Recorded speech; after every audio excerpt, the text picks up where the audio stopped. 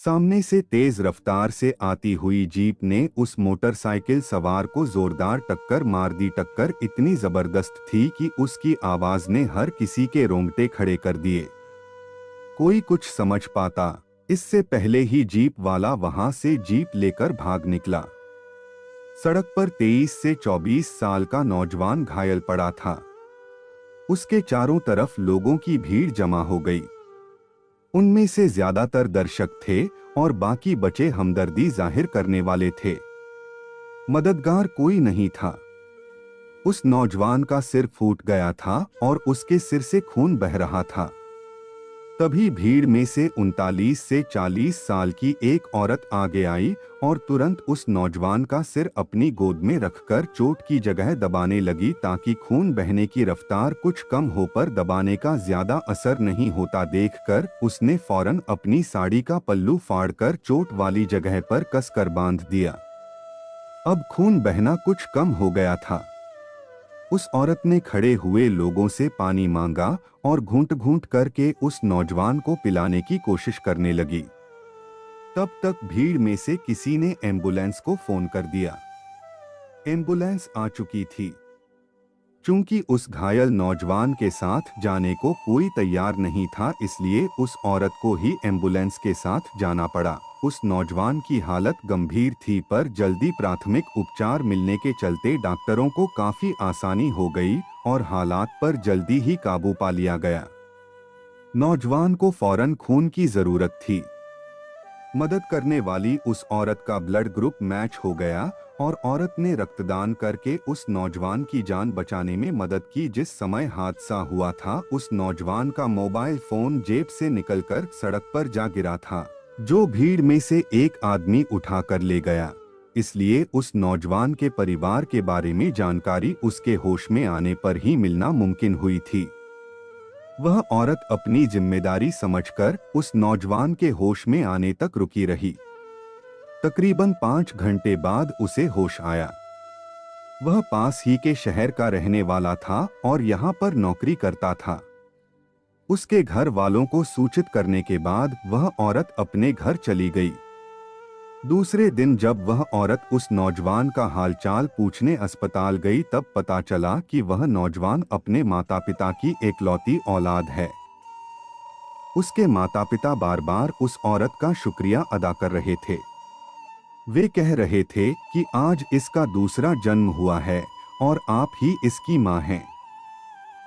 कुछ महीने बाद ही उस नौजवान की शादी थी। उस औरत का नाम शालिनी था।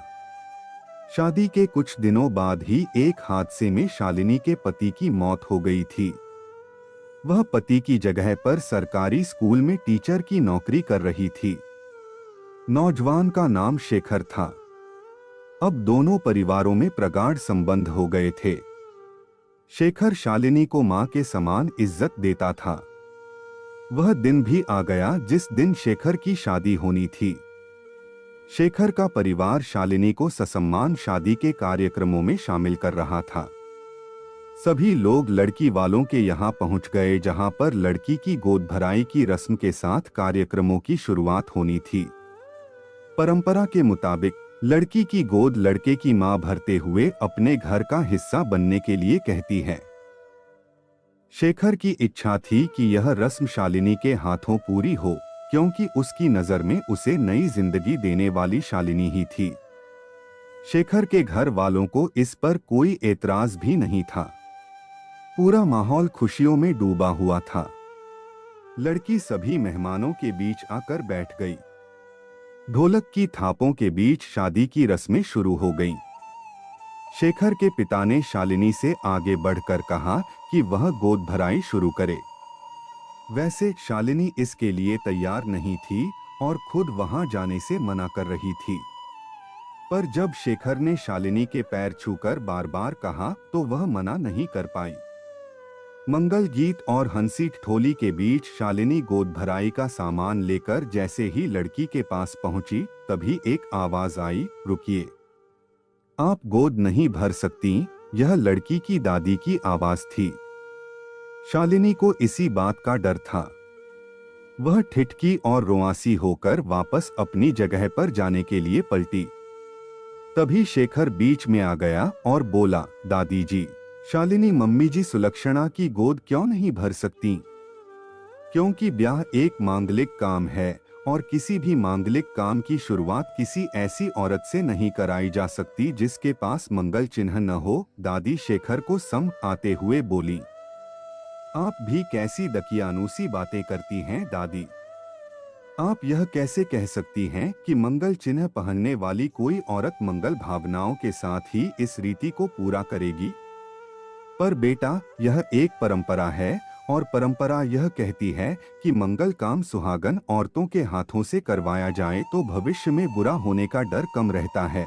दादी कुछ बुझी हुई आवाज में बोली, क्योंकि वे खुद भी विधवा थीं। क्या आप भी ऐसा ही मानती हैं? हाँ, यह तो परंपरा है और परंपराओं से अलग जाने का तो सवाल ही नहीं उठता। दादी बोली, इसके हिसाब से तो किसी लड़की को विधवा ही नहीं होना चाहिए, क्योंकि हर लड़की की शादी की शुरुआत सुहागन औरत के हाथों से होती है। शेखर ने सवाल किया। शेखर, बहस मत करो, कार्यक्रम चालू होने दो। शालिनी शेखर को रोकते हुए बोली, नहीं मम्मी जी, मैं यह नाइंसाफी नहीं होने दूंगा। अगर विधवा औरत इतनी ही अशुभ होती तो मुझे उस समय ही मर जाना चाहिए था, जब मैं एक्सीडेंट के बाद सड़क पर तड़प रहा था और आपने अपने कपड़ों की परवाह किए बिना ही साड़ी का पल्लू फाड़कर मेरा खून रोकने के लिए पट्टी बनाई थी, या आपके रक्तदान से आपका खून मेरे शरीर में गया। भविष्य में होने वाली किसी अनहोनी को रोकने के लिए वर्तमान का अनादर करना तो ठीक नहीं होगा न? फिर दादी की तरफ मुखातिब होकर वह बोला, कितने हैरानी की बात है कि जब तक कन्या कुमारी रहती है वह देवी रहती है, वही देवी शादी के बाद मंगलकारी हो जाती है।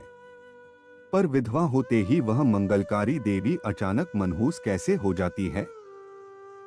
सबसे ज्यादा हैरानी इस बात की है कि आप एक औरत होकर ऐसी बातें कर रही हैं। दादी की कुछ और भी दलीलें होने लगी थीं।